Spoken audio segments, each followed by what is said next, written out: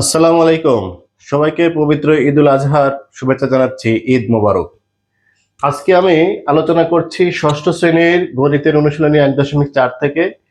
আজকে আলোচ্য বিষয় হচ্ছে সমহর বিশিষ্ট ভগ্নাংশের যোগ। দেখুন, আমি তিনটি সমহর বিশিষ্ট ভগ্নাংশ লিখে রেখেছি। সমহর বিশিষ্ট ভগ্নাংশ মানে কি? এই তিনটা ভগ্নাংশের কি হবে? হর একই হবে। তো এই যদি তিনটে ভগ্নাংশের হর একই হয় তাহলে তাদের যোগ করার পদ্ধতিটা খুবই সোজা। কি করতে হবে? এই তিনটা ভগ্নাংশের যোগফল কিন্তু একটা নতুন ভগ্নাংশ হবে। সেই ভগ্নাংশটার হর কি হবে? সেই ভগ্নাংশটার হর হবে হলো এই যে তিনটা ভগ্নাংশ দেয়া আছে, এই ভগ্নাংশের যে সেম হর, সেই হরগুলোর যে কোনো একটি, এই যে কোনো একটি এর হর হবে। আর লবগুলো কি হবে? লবগুলো হবে এই তিনটা ভগ্নাংশে যে তিনটা লব দেয়া আছে, অর্থাৎ এই 15 এবং এই 18 আর এই 29-এর যোগফল। তাহলে এই তিনটা যোগফল আমরা পাই কত?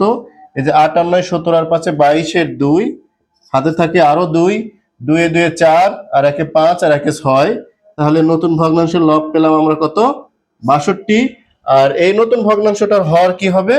এই যে হরটা আছে সেম হর, এই সেম হরটাই কিন্তু নতুন ভগ্নাংশের হর হবে। তাহলে আমরা পেলাম কত? 62-এর নিচে 722। এটাই হচ্ছে এই তিনটা ভগ্নাংশের কি? এই তিনটা ভগ্নাংশের যোগফল। এটা আমরা কোত্থেকে করলাম? এই সম্পর্কিত একটা অনুসিদ্ধান্ত বোর্ডের বইতে আছে। সেটা কি? যদি কয়েকটি ভগ্নাংশের হর একই হয়, অর্থাৎ ভগ্নাংশগুলো যদি সমহর বিশিষ্ট হয়, তবে এই কয়েকটি ভগ্নাংশের যোগফল হবে নতুন একটি ভগ্নাংশ, যার হর হবে এই ভগ্নাংশগুলোর হর, এবং যার লব হবে এই ভগ্নাংশগুলোর লবের যোগফল। এই সূত্র ব্যবহার করে আমরা কিন্তু অঙ্কটা করেছি। আপনারা সহজেই 100 ভগ্নাংশ যদি থাকে এরকম সমহর বিশিষ্ট, তার যোগ কিন্তু আপনারা খুব সহজে করতে পারবেন। তো সবাই ভালো থাকুন, সুস্থ থাকুন, এই কামনায় আজকে এখানে শেষ